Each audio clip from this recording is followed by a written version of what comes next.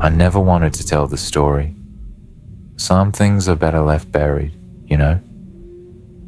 But after what happened last month, after Jenny found that box in her grandmother's attic, I don't have a choice anymore. People need to know. They need to understand what these tapes can do.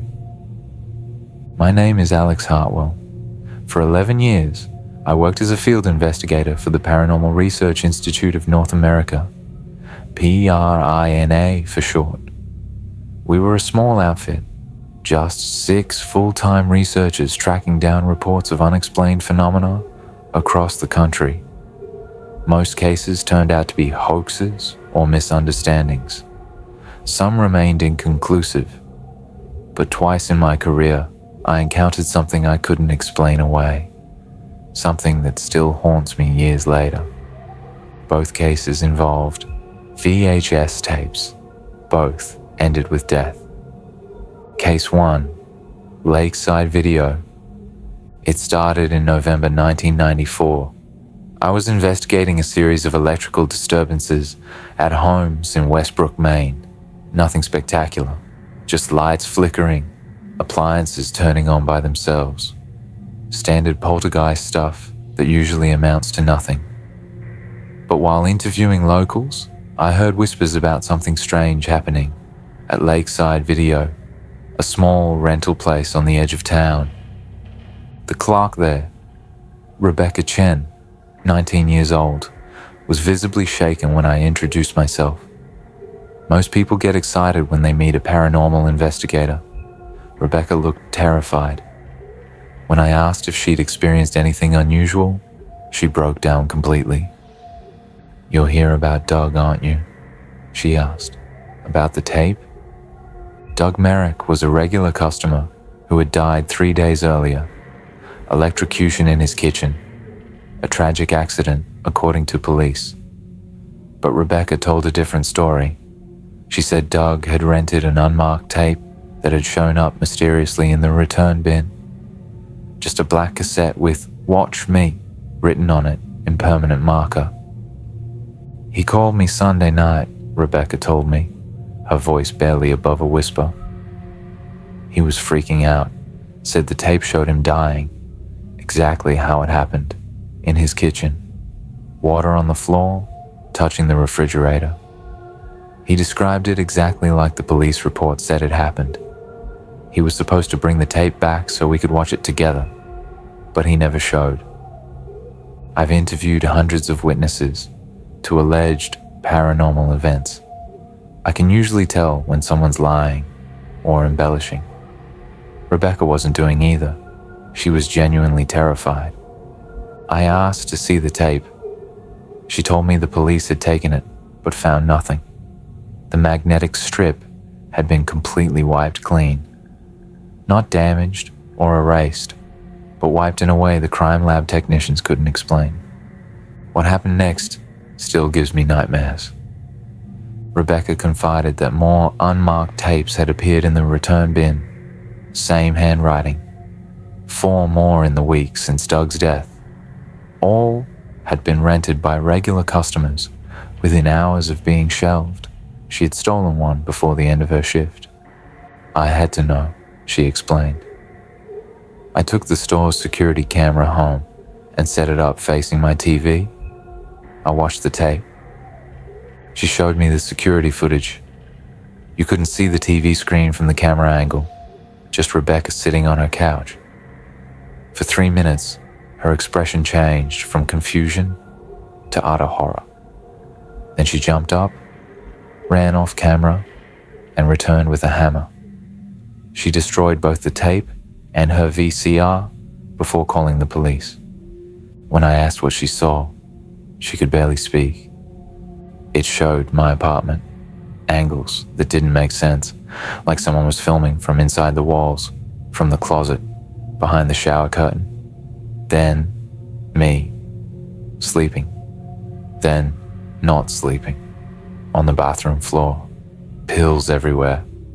The date stamp was exactly 1 week away. I convinced Rebecca to stay with me in my motel that night. I called my supervisor at PRINA and requested backup. They said someone would arrive the next day. The next morning, Rebecca was gone. Left a note saying she was going to stay with family in California. I tried to track her down, but by the time I located her aunt's address in San Francisco, it was too late. Rebecca died on December 15th, 1994. Exactly 1 week after watching the tape, exactly as she described seeing it. The police ruled it suicide. The remaining unmarked tapes at Lakeside Video were destroyed in a small fire that only affected the store's storage room. The case file was closed. I've spent years trying to track down other customers who rented those unmarked tapes. 2 moved away immediately after. 1 refuses to speak about it. The other 2 are dead. Car accident and apparent suicide. None of their families would speak with me. Case 2, the Stanford experiment. 4 years passed before I encountered the phenomenon again, this time at Stan University. I was following up on reports of unusual electromagnetic readings in the psychology building when I met James Hopper, a lab technician. When he heard I was investigating paranormal phenomena, he practically dragged me into an empty classroom. "You need to know about the nostalgia study," he said, "about what really happened." The study had been conducted by Dr. Eleanor Weiss, a psychology professor researching memory distortion. Participants, all students, provided home videos of significant events in their lives. These were compared to their recollections of the same events. Simple enough, except 7 participants withdrew from the study suddenly, all making similar claims. Their VHS tapes had been altered to include footage they never recorded, footage that showed their own deaths. Michael Dawson was the first, James told me. He stormed out of his session claiming his tape showed him drowning at Johnson Creek Bridge, a place he'd never been. 6 days later, that's exactly how he died. Official records showed that when university staff reviewed the tape, they found only a normal family birthday party, no footage of a bridge. Dr. Weiss insisted Dawson must have experienced some form of psychosis. But then, why did 6 others withdraw with similar stories? James asked. And why did Jennifer Talbot and Wei Lu also die exactly as they described seeing on their tapes? As a lab technician, James had been responsible for the equipment. After the Dawson incident, Dr. Weiss asked him to inspect all the VCRs. He found something strange. The machine used for VHS playback had abnormal magnetic residue around the heads. It was slightly magnetizing any tape played in it. When I tested it, the playback showed bizarre visual artifacts that weren't in the source material, James explained. But here's the weird part. When I recorded these anomalies to document the problem, they didn't appear in my recording. You could only see them during real-time playback on that specific machine. James reported this to Dr. Weiss. The next day, the machine was gone. She claimed it had been replaced. "I think that machine was somehow altering the tapes," James said. "Or maybe revealing something that was already there, but only visible to certain people. Only the students who submitted VHS tapes were affected, not the ones who used newer formats." The study was terminated. Records were sealed. Dr. Weiss took a leave of absence and later joined a private research company called Kronos Research. I spent months investigating, but hit walls everywhere. The university wouldn't release records. The affected students who survived had all moved multiple times and refused contact. Dr. Weiss's new employer sent cease and desist letters when I approached them. Years later, maintenance workers renovating the psychology building found a box of VHS tapes sealed in a wall cavity, labeled with participant numbers from the study. Before anyone could examine them, an electrical fire broke out in the storage room. All tapes were destroyed. What I believe now, I've spent 20 years investigating these cases and others like them. There have been at least 9 similar incidents across North America between 1991 and 2003. All involved unmarked or altered VHS tapes. All involved viewers who reported seeing their own deaths. In each case, the tapes were destroyed or disappeared before authorities could properly examine them.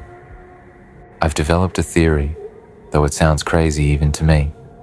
I think certain magnetic media, specifically VHS tapes, can sometimes act as a sort of temporal conduit.